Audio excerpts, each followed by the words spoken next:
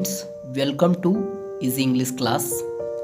आज मैं इस वीडियो में बताने वाला हूँ कुछ 10 महत्वपूर्ण प्रश्न, और ये उनके लिए है जिन्होंने संविदा शिक्षक वर्ग 3 में इंग्लिश सब्जेक्ट लिया है, जिन्होंने इंग्लिश सब्जेक्ट दूसरे सब्जेक्ट के रूप में लिया है। जैसे किसी ने संस्कृत लिया है, किसी ने इंग्लिश लिया है। तो ये जो 10 महत्वपूर्ण क्वेश्चन मैं आज आपको बताने वाला हूँ वो बहुत ही इंपॉर्टेंट है एग्जामिनेशन पॉइंट ऑफ व्यू से। तो ये उनके लिए है जिन्होंने इंग्लिश लिया है, ठीक है। तो आज मैं आपको इस वीडियो में 10 प्रश्न बताने वाला हूँ। तो देखिए यहाँ पर फर्स्ट क्वेश्चन है, यहाँ पर water of my well, water of my well, well ये ना होता है कुआं, ठीक है। तो वाटर आप जानते हो पानी, वाटर ऑफ माई वेल, यहाँ पर आर्टिकल आपको लगाना है। तो व्हाट इज अप्रोप्रिएट आर्टिकल, ए लगाना है या एन लगाना है या द लगाना है, ठीक है।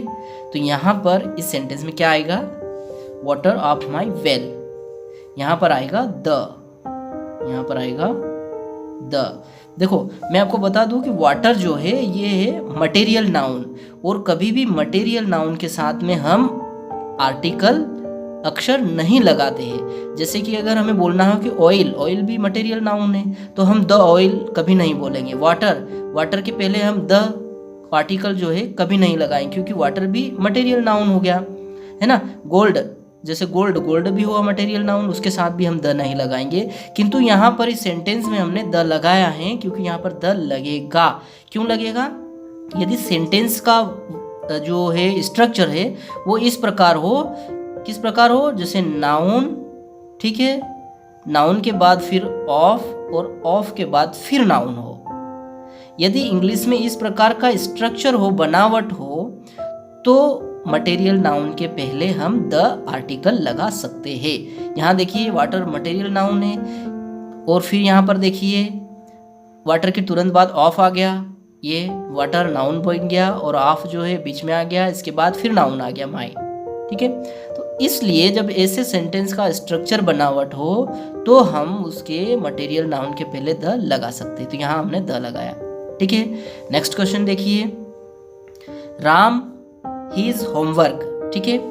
अब यहाँ पर डू आएगा, डिड आएगा या डन आएगा, ठीक है। राम हीज होमवर्क, तो यहाँ पर क्या आएगा, यहाँ पर आएगा डिड, जी हाँ, यहाँ पर आएगा डिड।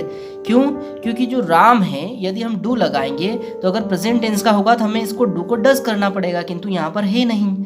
और डिड क्योंकि ये पास्ट टेंस में रहेगा, Ram did his homework, Ram ने उसका होमवर्क किया। डन, डन आएगा नहीं, क्योंकि डन अगर होता तो यहाँ पर हेल्पिंग वर्ब हैज, हैव कुछ भी यहाँ पर होता जब हम इसको लगाते, तो यहाँ पर आएगा डिड। नेक्स्ट है, what is the opposite of capable, इस कैपेबल वर्ड का अपोजिट क्या है, ठीक है। अपोजिट वर्ड क्या है, कैपेबल। कैपेबल का मतलब क्या होता है, समर्थ हुआ या योग्य हुआ, योग्य या समर्थ हम बोलते हैं कैपेबल। तो इसका अपोजिट क्या है, ठीक है। अपोजिट क्या है, इनकेपेबल या फिर इनकेपेबल या फिर अनकेपेबल। क्या आएगा इसका कैपेबल का, इसका यहाँ पर क्या आएगा, अपोजिट जो करेक्ट है वो इनकेपेबल, IN, इनकेपेबल। इसमें आपको गलती से भी इनकेपेबल या अनकेपेबल नहीं करना है, कैपेबल का आएगा इनकेपेबल, ये आएगा इसका करेक्ट। नेक्स्ट क्वेश्चन देखिए, क्वेश्चन नंबर चौथा, क्वेश्चन नंबर चौथा है, आई सा हिम गोइंग, आई सा यानी देखना, सी का सेकेंड रूप है, आई सा हिम मैंने उसको देखा, गोइंग, गोइंग यानी जाते हुए, कहाँ, द रूम। तो यहाँ पर क्या आएगा, करेक्ट क्या है, इन आएगा, इनटू आएगा कि अंडर आएगा, ठीक है। I saw him going in the room, या I saw him going into the room, I saw him going under the room, क्या आएगा, ठीक है। तो यहाँ पर जो आएगा मैं आपको बता दूं, यहाँ पर आएगा इनटू, यस, यहाँ पर आएगा इनटू। क्यों आएगा, अब यहाँ पर मैं बता दूं कि इनटू हम जब लगाते, इनटू का मतलब होता है इन, है ना। आई सा हिम गोइंग, मैंने उसको देखा, गोइंग यानी जाते हुए, इनटू द रूम, रूम में जाते हुए। अब यहाँ पर देखिए सेंटेंस में जो भी क्रिया हो रही है गतिशील अवस्था में, वहाँ पर आपने देखा है उस व्यक्ति को कैसे जाते हुए, क्रिया हो रही है, जाते हुए कोई क्रिया को आपने देखा है, वो एक जगह स्थित नहीं है, उस चीज़ को आपने देखा है, इसलिए वहाँ पर हम इनटू लगाएंगे, वहाँ पर हम इन नहीं लगाएंगे। यदि वाक्य ऐसा होता कि he is in the room, तो हम बोल सकते हैं कि वह रूम में है, तो रूम में है वो ऑलरेडी, गतिशील अवस्था में नहीं है, वो वहीं है, तो इसलिए हम इन लगा सकते हैं। किंतु जब भी कोई चीज़ गतिशील अवस्था में हो तो वहाँ पर हम इनटू का यूज़ करते हैं। इसी प्रकार इस सेंटेंस में इनटू जो रहेगा वो करेक्ट रहेगा। नेक्स्ट सेंटेंस देखिए, question number 5, Mohan is sitting, Mohan is sitting, Mohan बैठा है, ठीक है। फिर है fill in the blanks students. अब यहाँ पर क्या आएगा, बिटवीन आएगा या अमंग आएगा, ठीक है। तो यहाँ पर मैं बता दूँ, यहाँ पर आएगा अमंग, अमंग, यहाँ पर क्या आएगा, अमंग आएगा। क्यों, जब भी बिटवीन जब हम मतलब होता है बीच में, और अमंग का भी मतलब होता है बीच में, किंतु हम कब बिटवीन लगाते हैं, जब केवल दो चीज़ के बारे में हम बात करें, कोई दो चीज़ होती और वहाँ पर लगाना था हम बिटवीन का यूज़ करें, और दो से यदि अधिक हो जाती है तो हम अमंग का यूज़ करते। तो मोहन इज सिटिंग, मोहन बैठा है, students, among students, between students. देखो स्टूडेंट्स यहाँ पर लगा है, प्लूरल हो गया, बहुवचन। तो आपको क्या पता है कि अगर यहाँ लगा तो केवल दो ही स्टूडेंट है, यानी दो से ज़्यादा हो सकते, क्योंकि स्टूडेंट्स बता रहा, वो 2 3 या इस प्रकार नहीं बताया था, हमें पता नहीं है, यानी एक दो से अधिक ही हो सकता है यहाँ पर, ठीक है। तो इसलिए हम यहाँ पर क्या लगा रहे, अमंग। यदि हम यहाँ पर होता है मोहन इज सिटिंग, यहाँ पर था बिटवीन, बिटवीन 2 स्टूडेंट्स, तो हम यहाँ पर बिटवीन लगा सकते थे, किंतु यहाँ दे नहीं रखा है। या फिर ऐसा भी होता, Mohan is sitting between Ram and Shyam, तो हम लगा सकते थे, करेक्ट रहता, किंतु यहाँ पर पता नहीं है और स्टूडेंट्स प्लूरल है, इसलिए हम यहाँ पर अमंग लगा रहे थे। Mohan is sitting among students, ठीक है। नेक्स्ट क्वेश्चन देखिए, क्वेश्चन नंबर 6 देखिए, Ram is a black boy, what is black in a sentence. Ram is a black boy, Ram एक काला लड़का है। What is black in a sentence, sentence में जो ब्लैक है ये क्या है, ठीक है। तो ये नाउन है, या फिर ये वर्ब है, या एडजेक्टिव है, या एडवर्ब है, क्या है आपको पहचानना है। ये जो ब्लैक वर्ड है यूज हुआ है सेंटेंस में, ये ब्लैक क्या है। Ram is a black boy, ठीक है, राम एक काला लड़का है, नाउन है, ये वर्ब है, एडजेक्टिव है, एडवर्ब है। देखो मैं आपको बता दूं कि ये जो इंग्लिश के जो मैंने क्वेश्चन बताए हैं, ये क्वेश्चन किस में आएंगे, आपको पैसेज दिए जाएंगे और पैसेज में से ही आपको इंग्लिश में ग्रामर पूछी जाएगी, और इस प्रकार के आपको क्वेश्चन पूछे जाएंगे, वो मैं आपको यहाँ पर बता रहा हूँ। ठीक है, ये सारी चीज़ें आपको पढ़ना है, मैंने सारी चीज़ें इसमें वीडियो बनाऊँगा। यदि आपको इसमें बारे में जानना है कि एडजेक्टिव क्या है, एडवर्ब क्या है, तो मुझे कमेंट्स बॉक्स में कमेंट्स जरूर कीजिए, ठीक है, ताकि मैं और वीडियो इस पर बनाऊँ। तो यहाँ पर देखिए ब्लैक, अब यहाँ पर नाउन है, वर्ब है, एडजेक्टिव है, एडवर्ब है। सिंपली मैं आपको बता दूँ कि ये जो है ये यहाँ पर है एडजेक्टिव। क्या है ये, एडजेक्टिव। ब्लैक जो है एडजेक्टिव। एडजेक्टिव कौन सा, जब किसी नाउन की कोई वर्ड विशेषता बताता है तो उसे हम एडजेक्टिव कहते हैं। यहाँ पर नाउन है बॉय, ठीक है, तो राम इज अ, राम है कैसा, लड़का है कैसा, black.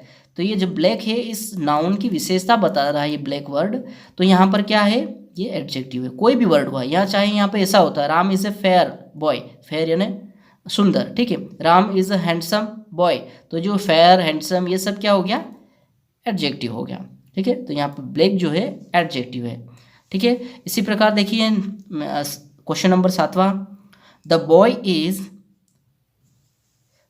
Tallest in the class.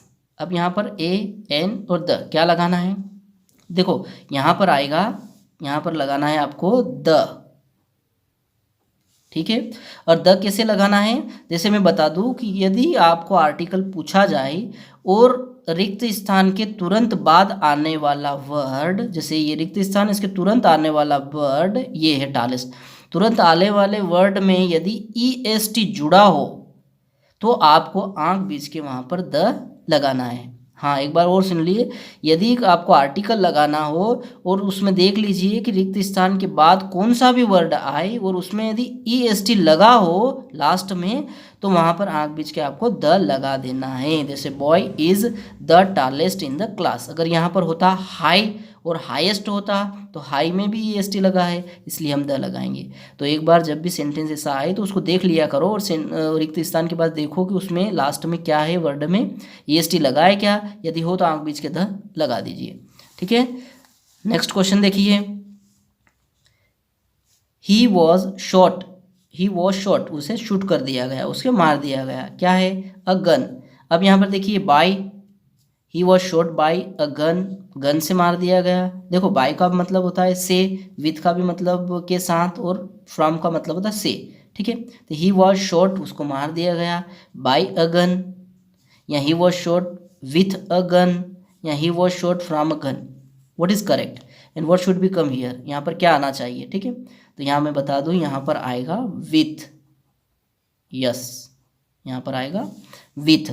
देखो मैं बता दूं कि विथ जो है हम बाय नहीं लगाते, जैसे बायगन या फिर बाय एक्स, एक्स है ना कुल्हाड़ी होती है, बाय एक्स या बायगन या बाय नाइफ, ऐसा हम नहीं बोलते। क्यों?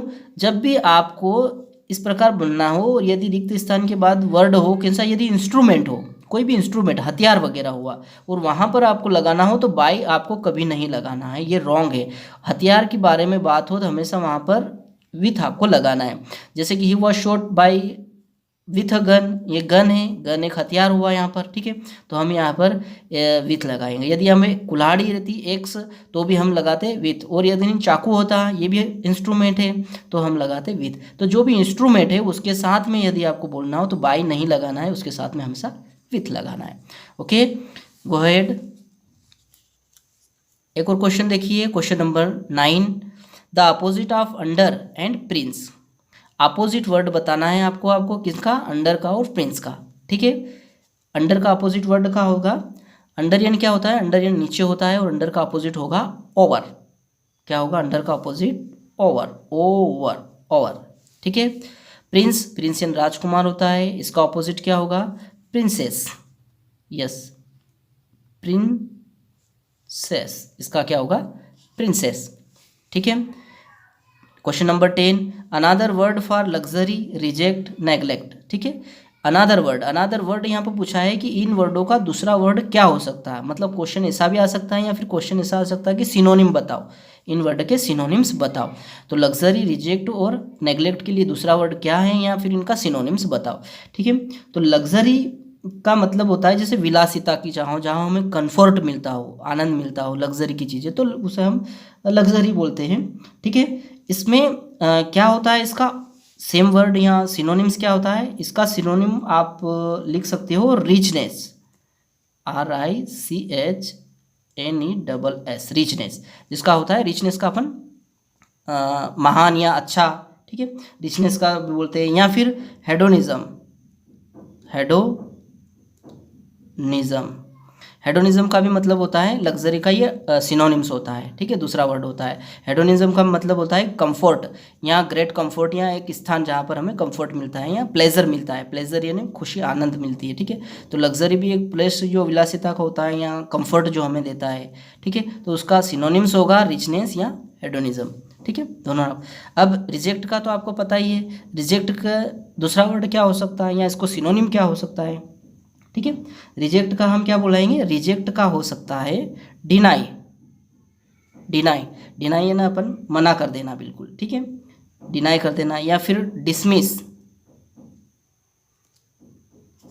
कर देना, किसी को हटा देना, ठीक है, रिजेक्ट कर देना। या फिर उसका क्या, रिफ्यूज़ कर देना, ठीक है। तो रिजेक्ट का जो है अनादर वर्ड डिनाई हो सकता है, या फिर डिसमिस हो सकता है, या रिफ्यूज़ हो सकता है, ठीक है, सारे याद रखना है आपको। और यहाँ पर नेक्स्ट है नेग्लेक्ट, ठीक है, नेग्लेक्ट करना या नहीं, नेग्लेक्ट कर देना या नहीं, किसी को अनदेखा कर देना, ठीक है। तो इसका जो अनादर वर्ड होगा या इसका सिनोनिम होगा वो होगा इग्नोर, इसका क्या है, इग्नोर हो जाएगा, इग्नोर ये कर देना मतलब उसको भी अनदेखा कर देना। या फिर होगा ओवरलुक, यस, ओवरलुक, ठीक है। तो इनका जो है अनादर वर्ड या सिनोनिम्स जो होगा लग्जरी का, रिजेक्ट का और नेग्लेक्ट का, ये रहेगा। तो friends, thank you for watching my video. यदि अच्छा लगा हो तो लाइक, शेयर और सब्सक्राइब जरूर कीजिए, और कमेंट बॉक्स में कमेंट जरूर कीजिए यदि ऐसे और क्वेश्चन मैं आपके लिए बनाऊंगा, ठीक है। Thank you.